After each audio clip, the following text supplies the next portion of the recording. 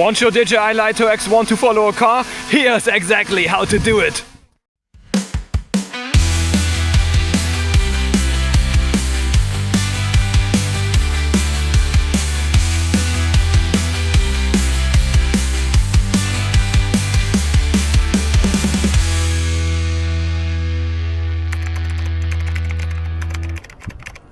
So in this video I'll show you everything you need to know about tracking a car with the DJI Lito X1. We'll cover a setup, tracking settings, obstacle avoidance, target reacquisitioning, dynamic return to home, and a few things you should know before sending a drone after a moving vehicle. We'll also take a look at what the drone actually does behind the scenes when tracking is interrupted and how to get the most reliable result in real-world conditions. So let's dive right in! So first, grab your RC2 or RCN3 remote control and power on the Lito X1. Next, position the Lito X1 so that your car is nicely centered on the screen. Then switch to video mode so you're ready to start tracking. There are basically two different ways to activate focus track. The first and simplest method is to draw a selection box around the vehicle. In my case, I simply drag my finger across the car. Once I release my finger, the software recognizes the vehicle, marks it with two green brackets and opens a new menu at the bottom of the screen. So before we continue, let's briefly look at the second way to select a target. On the left side of the screen, you can see an icon showing two brackets with a small dot in between. If you tap this icon, the Lito X1 automatically scans the scene for trackable objects and marks them with a green cross. Selecting one of these targets brings you to the exact same menu as if you had selected the vehicle manually. Now let's take a closer look at the interface. You will immediately notice two remote controller icons on the screen. Pressing the button labeled C2 deselects the vehicle and exits the selection. At the bottom of the screen, three new buttons appear. One of them is ActiveTrack. Above the ActiveTrack button, you can once again see a remote controller icon, this time labeled C1. To activate ActiveTrack, you can either tap the button on the screen or press C1 on the remote controller. Once ActiveTrack is enabled, the interface changes and the trace wheel appears in the lower left corner on the screen. We will take a closer look at the trace wheel in the next chapter. You will also see the message, after subject starts moving, aircraft will fly to set direction. This simply means that as soon as the vehicle starts moving, the drone will automatically fly to the position selected in the trace wheel and begin following the car. So while we are driving, the Lito X1 is actively tracking our vehicle. Now let's take a look at how we can change the drone's position and the camera angle during the flight. In the lower left corner of the screen, you'll find the so-called trace wheel.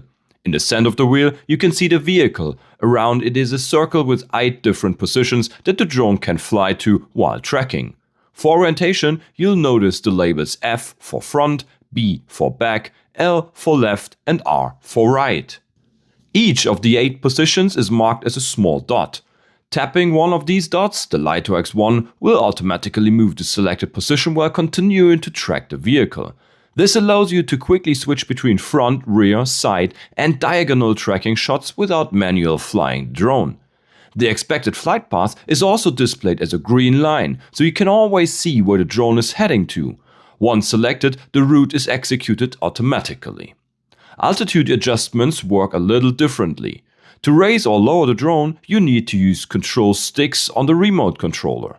As you make these manual adjustments, the trace will update in real time, allowing you to see the drone's current position at all times.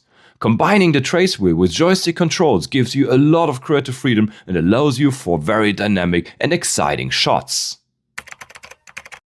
Now, let's take a look at the settings and features available for vehicle tracking on the Lito X1.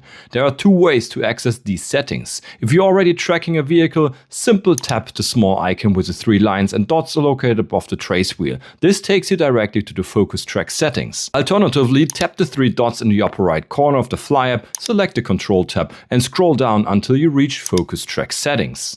The settings are divided into person and vehicle. Since we're only dealing with cars in this video, we'll select vehicle.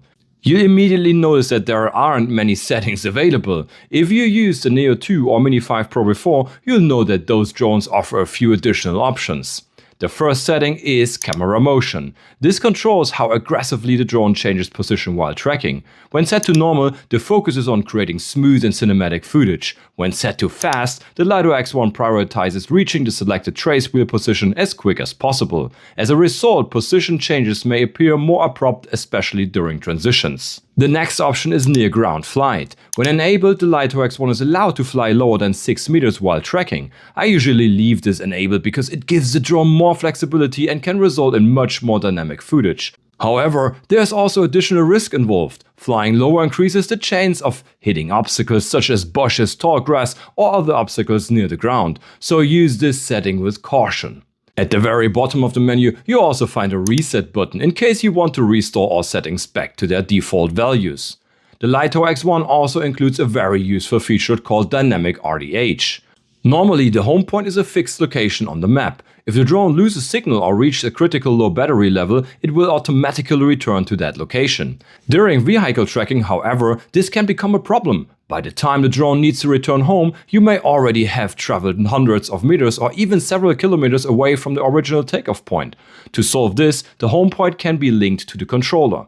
To access these settings, tap the 3 dots in the upper right corner of the Fly app, open the Safety tab and scroll down slightly. Here you can configure Advanced RDH, set your preferred return to home altitude, and adjust the home point setting. You can either update the home point once and set it to the controller's current location, or enable Dynamic Home Point, which continuously updates the home point as you move.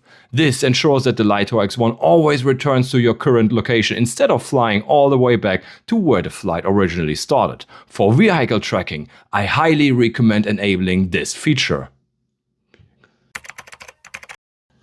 Before we wrap up, let's talk about obstacle avoidance, tracking performance, and some of the real-world limitations with DJI Lito X1. In general, the Lito X1 does a very good job at following a moving vehicle while avoiding obstacles at the same time. One thing I noticed during testing is that the Lito X1 can often continue tracking even when the vehicle is briefly obscured. If the car passes behind a tree, sign, or another object for a short moment, the tracking system will usually reacquire the target once it becomes visible again. This works surprisingly well and shows that the tracking logic is not purely reactive, but predictive to a certain degree. Another huge advantage of the DJI Lito X1 is its forward-facing LiDAR sensor. Unlike drones that rely entirely on cameras, the LiDAR sensor allows the DJI Lito X1 to detect obstacles in front of the aircraft even when visibility becomes more challenging.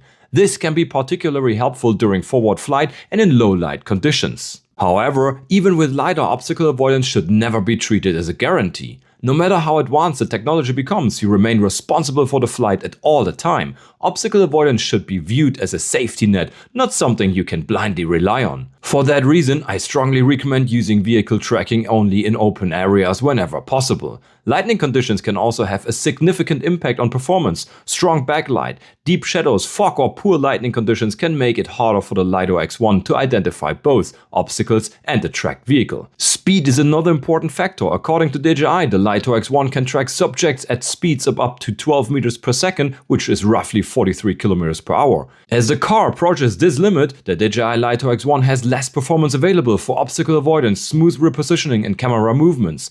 Higher speeds also increase battery consumption significantly, reducing overall flight time. Wind can further amplify these limitations. Even moderate headwinds can affect tracking accuracy and flight stability. If the vehicle accelerates too much and the distance between the car and the DJI Lito X1 becomes too large, the drone may eventually stop tracking rather than attempting to aggressively catch up. Commission delegate regulation requires aircraft to stay within a 50-meter range. Welcome to Europe. Finally, it's important to remember that you cannot safely operate the drone while driving the vehicle yourself. Vehicle tracking should always involve a second person who maintains visual line of sight with the Lito X1 and can immediately take control if necessary. Used within these limitations, the Lito X1 vehicle tracking system works extremely well and can produce some very impressive results. Thanks for watching. I hope you found this guide on tracking a car with the DJI Lito X1 helpful. If you enjoyed it, make sure to smash that like button and subscribe so you don't miss any future tutorials. Have any questions or want to share your experience? Drop a comment below. And now it's time to switch off YouTube. Grab your drone and put these settings into practice. Thanks again. I'll see you in the next one. Have a good day. See you. Bye bye.